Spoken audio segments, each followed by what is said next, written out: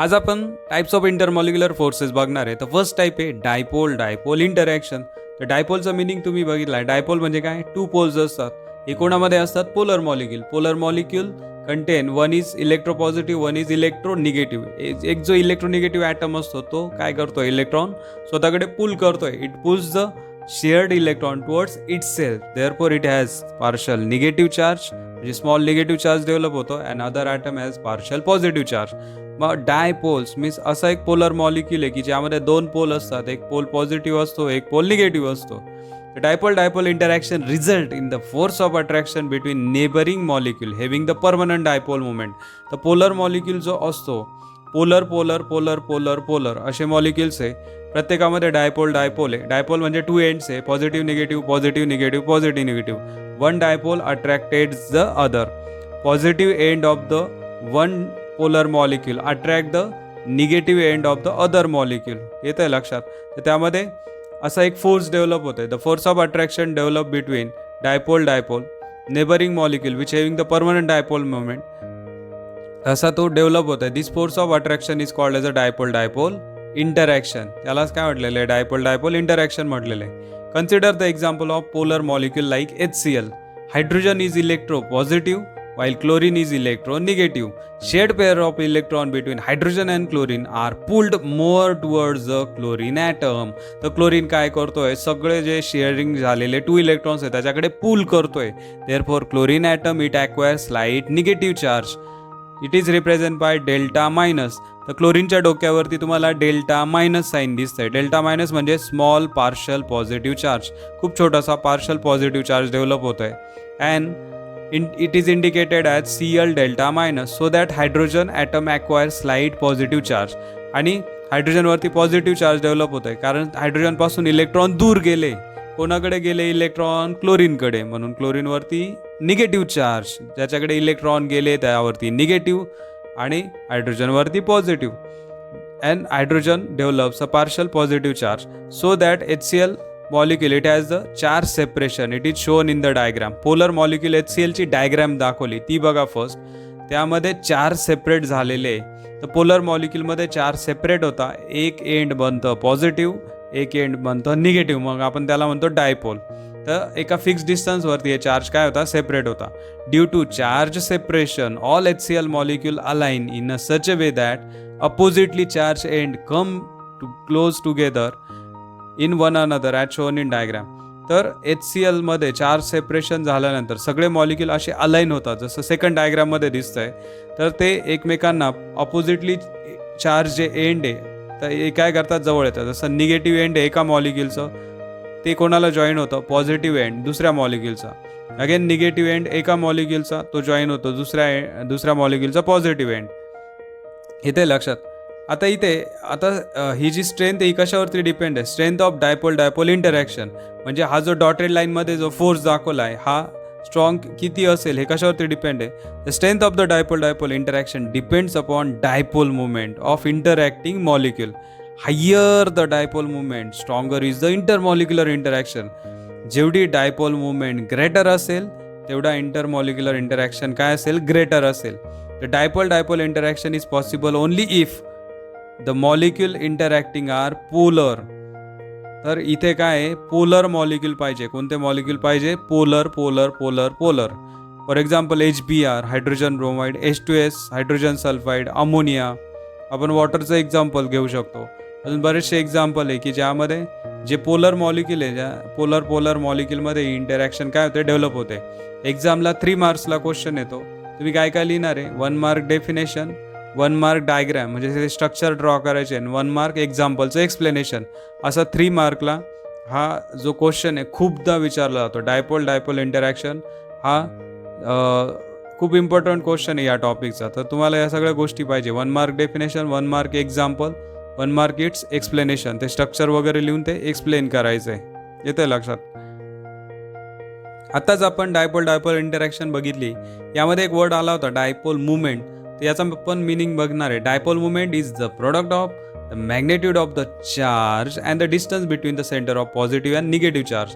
तर याचा मिनिंग काय होतं बघा, डायपोल मुवमेंट म्हणजे प्रोडक्ट म्हणजे काय, मल्टिप्लिकेशन आहे. कोणाचं मल्टिप्लिकेशन आहे, मॅग्नेट्यूड ऑफ द चार्ज. दोन टाईपचे चार्ज आहे, पॉझिटिव्ह आणि निगेटिव्ह. पॉझिटिव्ह आणि निगेटिव्हचं जो टोटल चार्ज होतो तो charge multiply by distance of separation. हे चार्ज ज्या डिस्टन्सवरती सेपरेट झाले त्या डिस्टन्सने मल्टिप्लाय करायचे. म्हणजे डायपोल मुवमेंटचा जो सिम्बॉल आहे तो म्यू आहे. म्यू असं यू सारखा दाखवता, यूला साईडने एक डॅश अटॅच करता. Mu is equal to q multiply by r. Q म्हणजे काय, magnitude of total charge. Total charge जो असेल पॉझिटिव्ह निगेटिव्ह तो multiply by distance of separation r. म्हणजे काय होतो, q is equal to mu is equal to q multiply by r. Dipole movement is equal to magnitude of charge multiply by distance between them. आता dipole मुवमेंटचं unit बऱ्याचदा MCQ साठी विचारता. What is the unit of dipole movement? Debye is the unit of the dipole movement. Then dipole movement is a vector quantity. तुम्हाला माहिती vector क्वांटिटीला काय असते, डायरेक्शन आणि स्वतःचं magnitude as well as direction.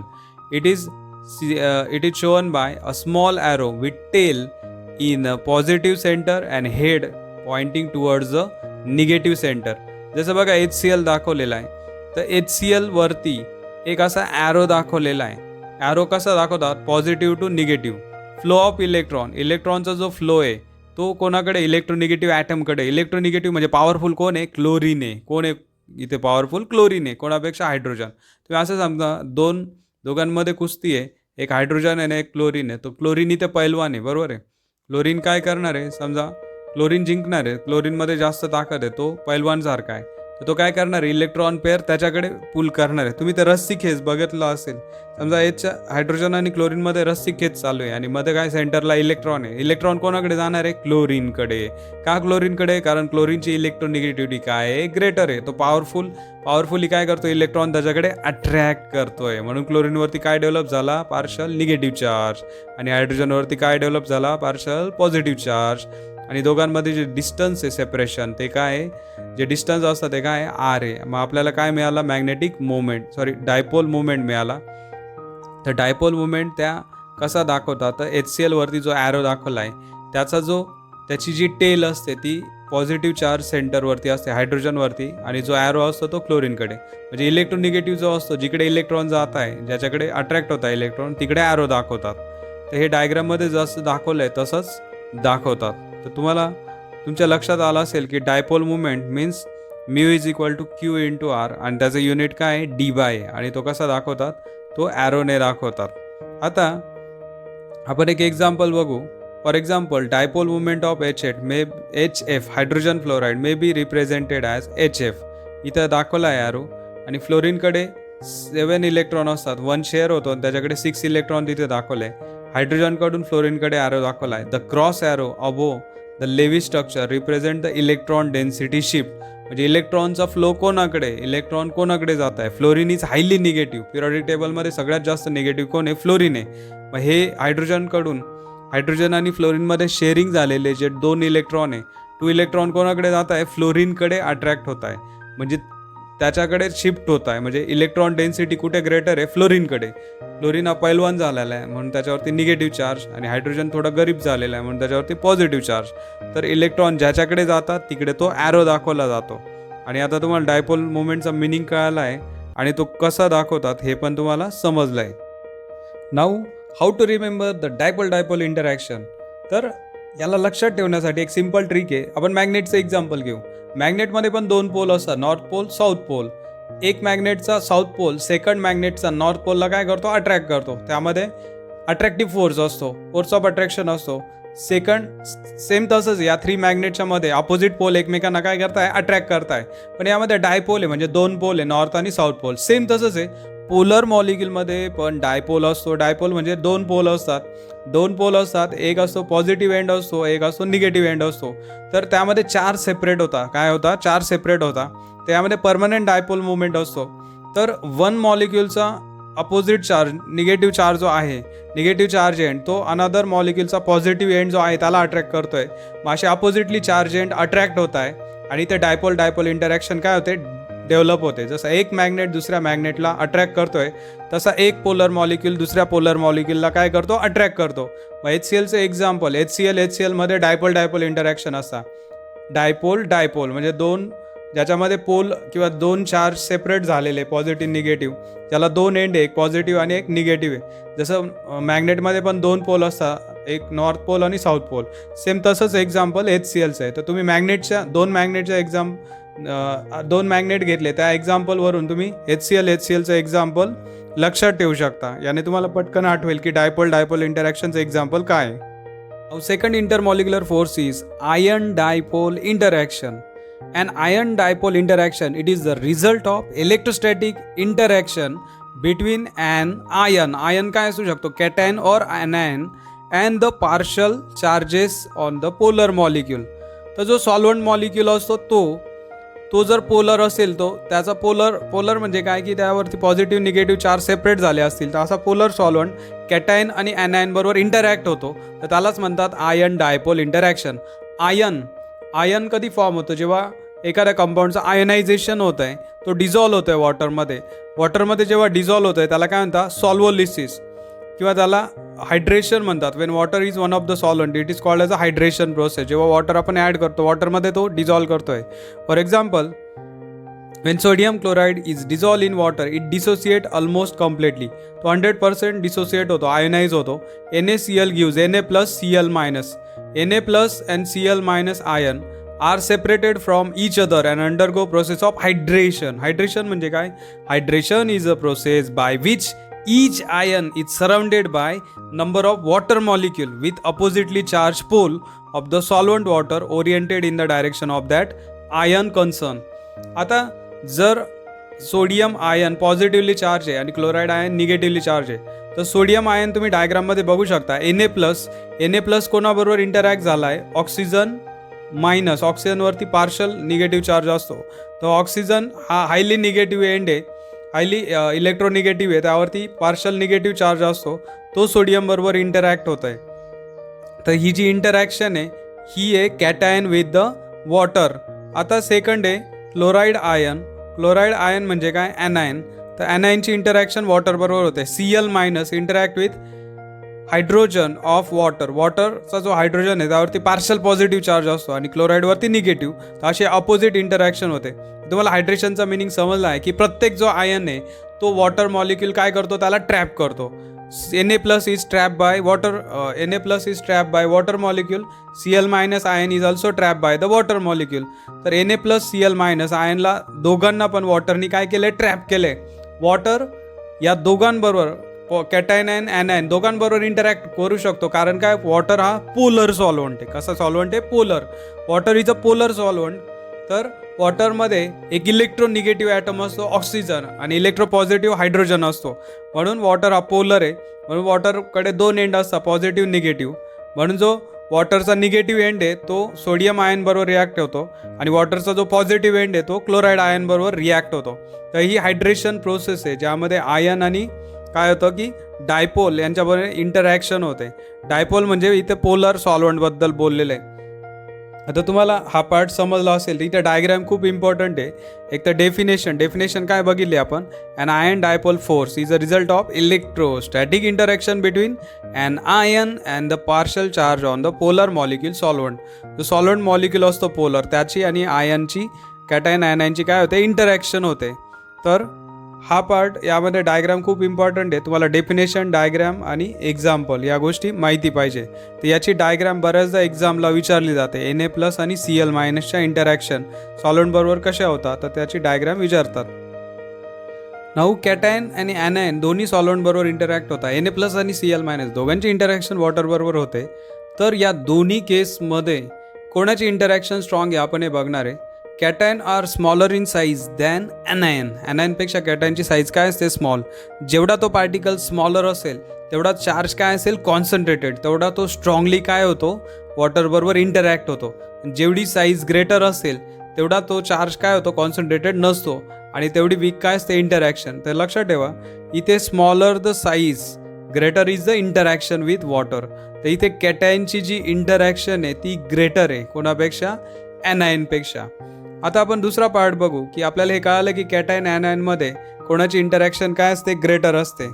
तर आता आपण पुढचा पार्ट बघू. समजा सगळे कॅटायन आहे Na+, Mg2+, Al3+, sodium ion, magnesium ion आणि ॲल्युमिनियम आयन. तर दोघांची जर आपण आयोनिक रेडियस बघितली तर इथे sodium ion it's at ionic radius is 98 picometre आणि Mg2+ आयन त्याची आयोनिक रेडियस इज 78. तर Mg2+ म्हणजे काय, higher the charge smaller is the radius. तर इथे Na+ it has the greater size than Mg2+ and Mg2+ has greater size than aluminum. तर लक्षात ठेवा, ॲज सोडियम मॅग्नेशियम ॲल्युमिनियम जसं चार्ज इन्क्रीज होत जातोय तसंच इंटरॅक्शन सॉल्व्हंट बरोबर काय होते, स्ट्रॉंग होते. दस the strength of the interaction increases with increase in the charge on cation and decreases in ionic size or radius. तर साईज डिक्रीज झाली पाहिजे आणि चार्ज इन्क्रीज झाला पाहिजे. तर ज्याच्यावरती चार्ज ग्रेटर असेल त्याची इंटरॅक्शन ग्रेटर असेल, ज्याची साईज स्मॉल असेल त्याची पण इंटरॅक्शन काय असते, ग्रेटर असते. Therefore ion dipole forces increases in the order Na+ less than Mg2+ less than aluminium. Means aluminium has the greater interaction than magnesium and then sodium ion. तर आपल्याला दोन गोष्टी कळाल्या. सगळ्यात महत्त्वाचा चार्ज असतो आयनवरचा आणि दुसरा असतो त्याची आयोनिक रेडियस. त्याची रेडियस किती आहे, साईज किती आहे, त्यावरती डिपेंड असतं ही ion dipole interaction. Now third intermolecular force is dipole induced dipole interaction. When polar molecule like water and ammonia and non-polar molecule like benzene approaches each other, then the polar molecule induce dipole in the non-polar molecule. आता इथे काय होतं, एक polar molecule आहे, एक non polar आहे. पोलरमध्ये काय असते, परमनंट डायपोल मुवमेंट. नॉन पोलरमध्ये काय असते, झिरो डायपोल मुवमेंट. पोलरमध्ये चार्ज ऑलरेडी सेपरेट असतात.